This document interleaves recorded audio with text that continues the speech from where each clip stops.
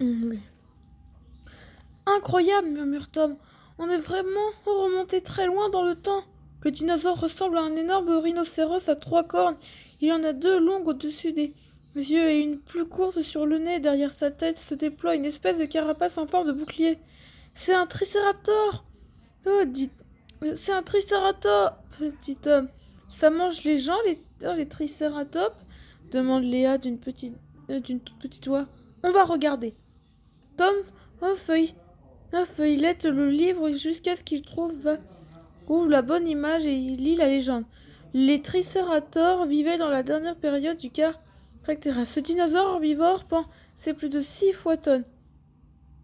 Tom renferme le livre d'un coup sec. Ça ne mange pas de viande, rien que des plantes. Alors on va le voir de plus près. T'es pas folle? Je croyais que tu voulais prendre des notes. Non. Et sachant son frère, Léa déclare. Nous sommes les premiers humains à avoir un tricérator en chair et en os. Tom est bien obligé d'admettre que sa sœur a raison. D'accord, soupire-t-il. On y va. Il met le livre dans son sac, met le sac sur son dos et commence la descente. À mi-hauteur, il s'arrête et lance. Tu promets de pas le caresser?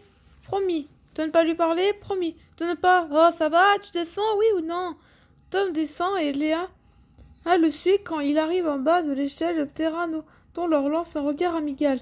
À tout à l'heure, Nono, dit Léa, et elle lui envoie un baiser. Suis-moi, ordonne Tom en ouvrant la marche à travers les fourgères, et ne fais pas de bruit. Arrivé en bas de la colline, il s'accroupit derrière un buisson. Léa s'accroupit près de lui. Au moment où elle trouve la bouche pour parler, Tom lui pose un doigt sur les lèvres. Chut. Le tricérator a la taille d'un gros camion pour l'instant. Il se régale de fleurs de magnolia. Tom sort directement son carnet de son sac et note. Se nourrit de fleurs. Léa lui donne un coup de coude, mais Tom n'y prend pas garde. Il continue de noter. Mastique rendement. Et Léa lui envoie un autre coup de coude. Tom se tourne vers Léa. Sans un mot, elle dessine l'énorme tête, puis elle se dessine du doigt. Et elle agite la main comme pour dire au revoir. Qu'est-ce que c'est que ce cinéma puisque Tom comprend sa sœur.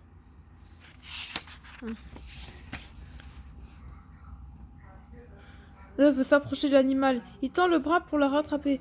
Mais elle est déjà partie en courant. Soudain, Tom la voit trébucher et s'avaler dans l'air juste sous le nez du tricératops. Tom n'ose pas crier terrifié. Il chuchote. Reviens, Léa! Reviens! Trop tard, le dinosaure l'a vue. Il penche la tête vers elle, une fleur entre les dents. Bonjour, toi, dit Léa.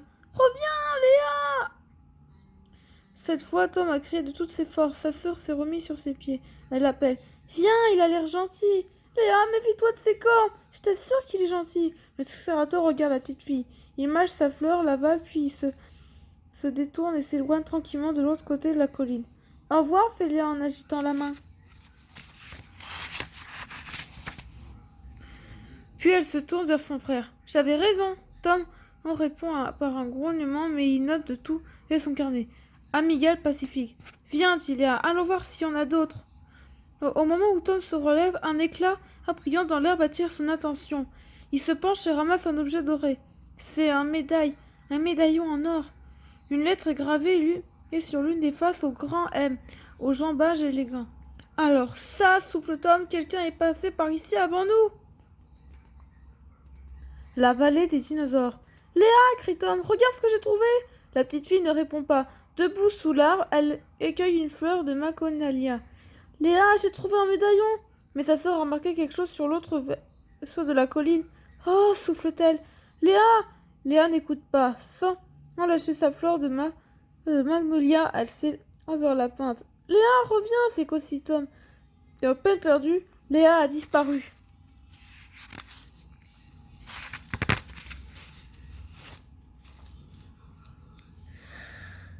Celle-là, rouspète Tom, je crois que je vais la détruire.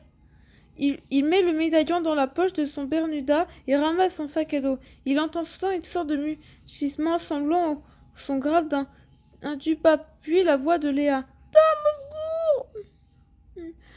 Tom part ventre à terre et il arrive hors laine au sommet de la colline. Alors il pousse une exclamation. La vallée en contrebas est creusée de larges nids de boue dans les.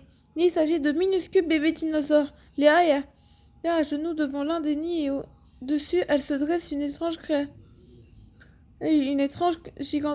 créature gigantesque dotée d'un étrange bec de canard. Reste calme et surtout ne fais pas un geste, lance Tom à sa sœur, et il descend lentement vers elle. L'énorme bête est au milieu de toute sa hauteur. Elle agite ses espèces de bras et elle leur pousse son terrible mugissement de tuba. Tom n'ose plus avancer. Il s'accroupit et dit à Léa: Bon, recule vers moi.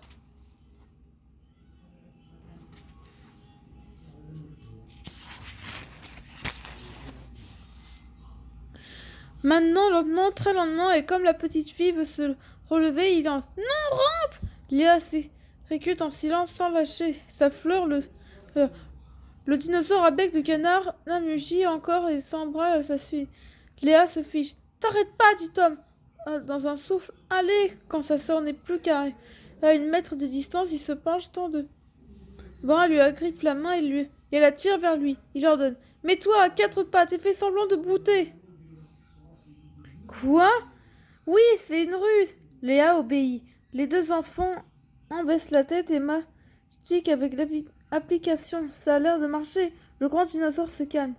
Merci, Tom, murmure la petite fille. Si tu te servais ta cervelle aussi, et au lieu de te comporter comme une... Si tu servais ta... Et au lieu de te comporter comme une idiote.